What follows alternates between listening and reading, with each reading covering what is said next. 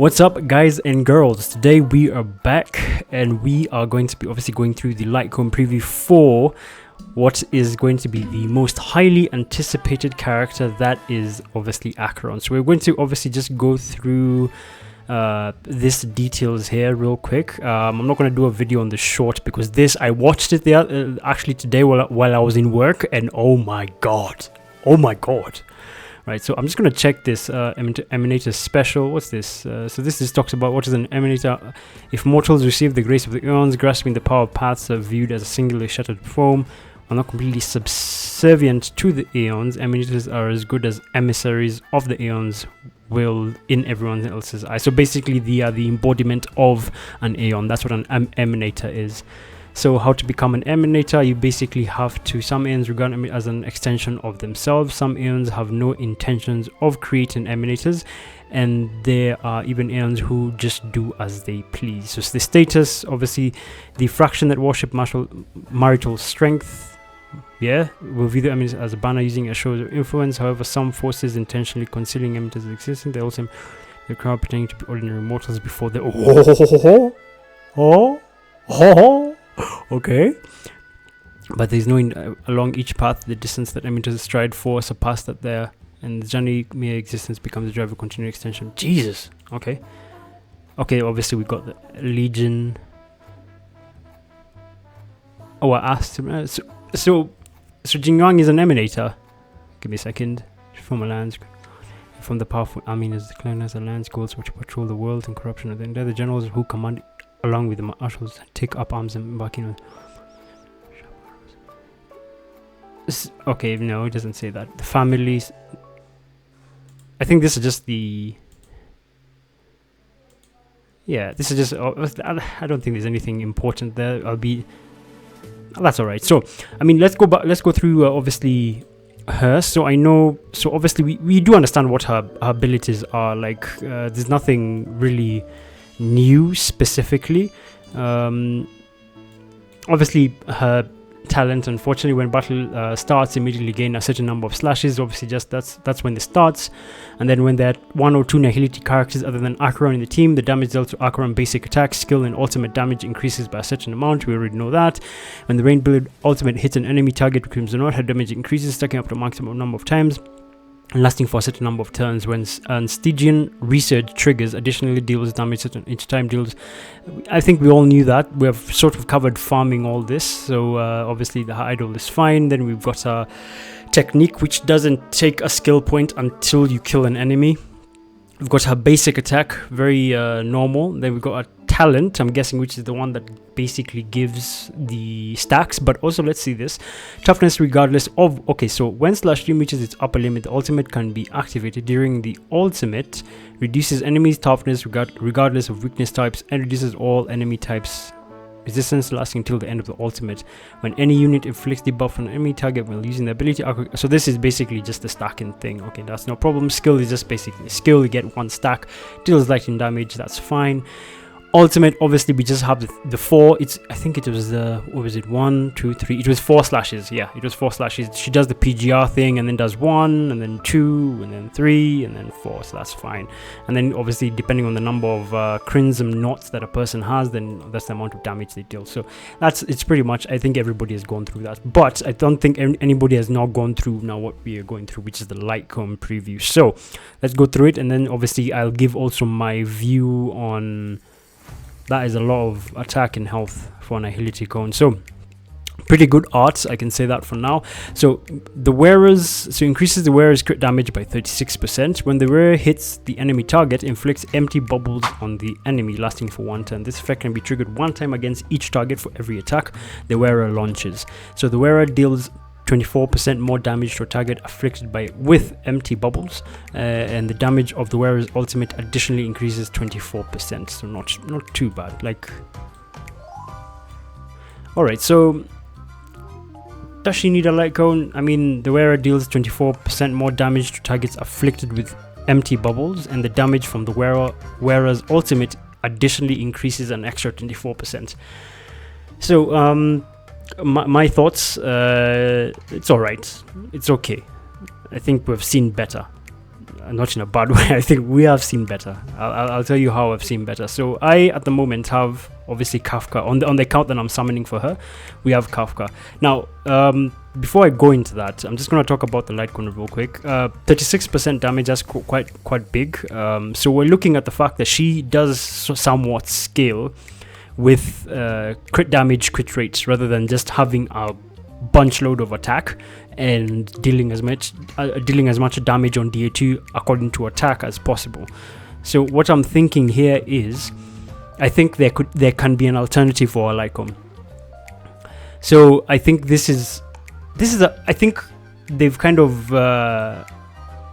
halved Acheron in a way that makes her very playable. Yeah, to, you know what, they've actually made it very free to play, to be honest. They've made her very free to... Okay, apart from the aspect of 2 nihility characters, they've made needing her lightcone, because you see, this kind of stats are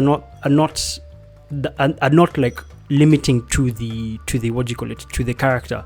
But if you look at someone like, let me show you, if you look at someone like look at this, increases the wearer's crit rate if you get topaz and their follow-up attack damage by 30%.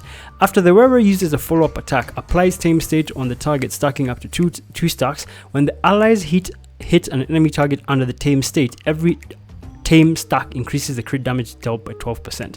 You see, this lightcone is like really needed for her, I'd say, because it increases her crit rate for one, and then it increases her crit damage by 30, and then follow-up attack but damage by 30%, which half the time, you know, even her basic attack is counted as a follow-up attack, and then you have obviously the crit damage by 12%. You can't say that for, let's say, someone like Clara, whose lightcone doesn't actually even do anything for her follow-up attack. Increases wearer's attack by 24%. When the wearer defeats an enemy or hit, immediately restores 8%. At the same time, when the wearer's damage increases by 24% until the end of the...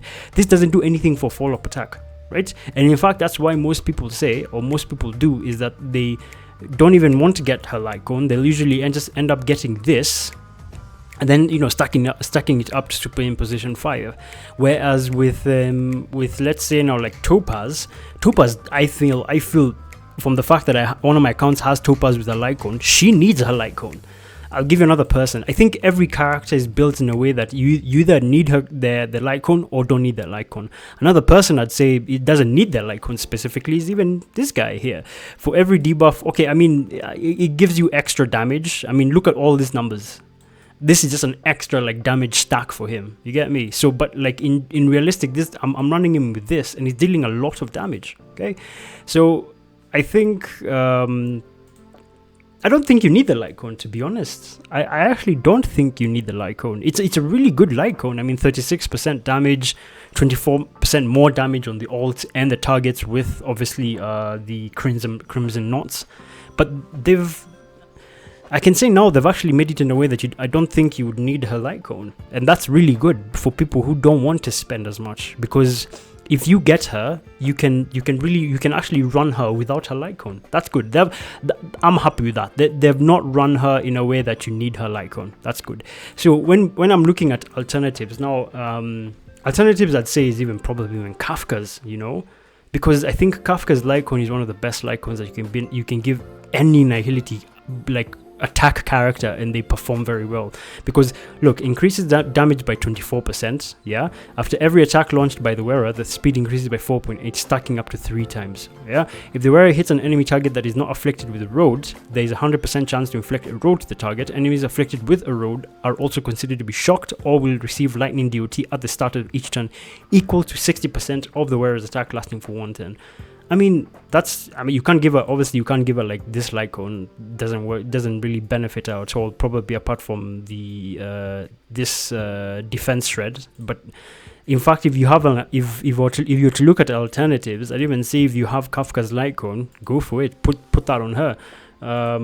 What I can say is if the wearer's break effect, when the wearer uses the ultimate increases DOT dealt, this doesn't work on her because she's not a DOT. increases the wearer's effect hit rate by 20% and increases DOT. Doesn't do anything for her. This is the one that gives defense down, doesn't do anything for her. So actually, no. Increases the break effect dealt by the wearer by 16, increases the damage inflicted by, doesn't do anything for her. In fact, if anything, I think the best alternative would be, let me see this one. If it has the effect hit rate, don't bother, because it doesn't skill off. It damages health, whereas does it unless you have Welt. XP doesn't do equal to 60%. No, doesn't do anything. So I'd say for every debuff the target enemy has, the damage dealt by the wearer increases by 12%, stacking up to 3 times, which is about 36%. This effect also applies to DOT. So I think the best lightcone, the best alternative lightcone for Acheron, if you're not getting her lightcone, would be this lightcone, because even her general kit revolves around the fact that the more debuffs an enemy has, the more damage she deals in terms of crit damage. So if this lightcone is giving for every debuff the target enemy has, the damage dealt to the wearer damage dealt by the wearer increases by 36%, then I think this is the most alternative lightcone. Now the problem is the fact that you need to roll for this. Okay, so I'm looking at, let's look at this. I mean, if it has effect res, in fact hit rate doesn't really do anything, I'll be honest with you. So let's see, I think this is more free to play, right? When the wearer inflicts a debuff on a target, gain a stack of trick. Every stack of trick increases the wearer's damage dealt by 6%, stacking up to 3 times. This effect lasts for 1 turn. When the wearer's effect hit rate is 80% or higher, increases attack by 20%. Alright. So, after using skill, the wearer's next basic attack deals additional damage equal to 60% of the attack to the target enemy. Okay, my thoughts. I feel like these two are the only things that would be really good for her as a free-to-play option. Obviously, you get this as a 3-star option, but this would be the best 4-star option. I don't think you need Silver Wolves, I'll be honest. Most of these are all effect hit res. If you have In the Name of the World, this can also be really good. Increases wearer's damage to debuffed enemies by 24%. When the wearer uses their skill, the effect hit rate of this attack increases by 18%, and attack is increased by additional 24%. So this I think is really good, but I'm looking to the point where someone doesn't have this. So I think the first kind of option would be if I'm looking at what you need specifically for her as an alternative, if you're not getting a light cone but you have these, then I'd say this would be your first option to get, followed by this, followed by this. Now in the event you don't have this, I'd say this is your option 1, 2. In the event that you don't have this, I'd say this is your best option. Yeah, Hidden Shadow I'd say would be your best option. Reason being that it's not all the rest kind of give just effect hit rate and break effects, which doesn't really benefit. It doesn't really benefit Acheron. Acheron is more beneficial towards damage rather than effect hit rate. So I'd say these two are the best alternative options as a free to play. But again, you know, there's so many things that go into it. There's so many characters in this game that don't need their light cones, and there's so many characters in this game that need their light cones.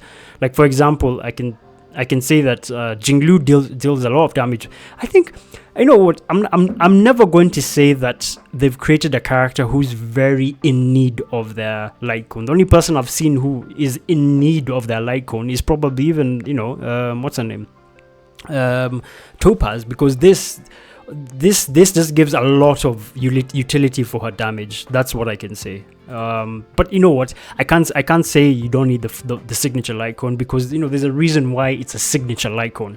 It's built for that character. It's not built for every other character. So yeah, those are my thoughts on this. In terms of obviously the light cone, it's good, but from how it's structured, I'll be very honest with you guys, I don't think you really need it. It's just the same way that like for Luocha, right? So if you go to Luocha's light cone, right? Increases the wearer's attack by 24%. After the wearer uses an attack, for each different enemy target the wearer hits, regenerate 3 energy. Each attack can regenerate energy up to 3 times this way. After the wearer's ultimate, all allies gain 12 speed for 1 turn. which is, I mean, it's alright, but you have so many alternatives. If you've gotten this, then 100%. This is gonna work for him. If you have, I think like any lightcone works on, you know, outgoing healing by 10% when whenever I use a skill, regenerate 2 energy for all allies. I mean, yeah, we're in a state where like some characters don't really need their lightcones. If you're budget hungry. But yeah, I think that's where we are. I think those are I'd say those are my thoughts on the lightcone. I don't think people need to stress too much about the lightcone because I don't think it's needed, to be honest, for her. For people who are very OCD, I need the lightcone to deal more damage. I don't think so, because there has been a showcase. There has been a showcase on a 3-star weapon on Acheron that deals a lot of damage. So I think, yeah, this would be a really good option if you're free to play, because you have to get it through rolling. But yeah, I mean, those are my thoughts on the lightcone. Hope you guys have a good day. Obviously, I am going to be reacting to the what do you call it, the video, because damn, for anyone who has not watched it. But yeah, with that said, I hope you guys have a good day, and I will see you all in the next one.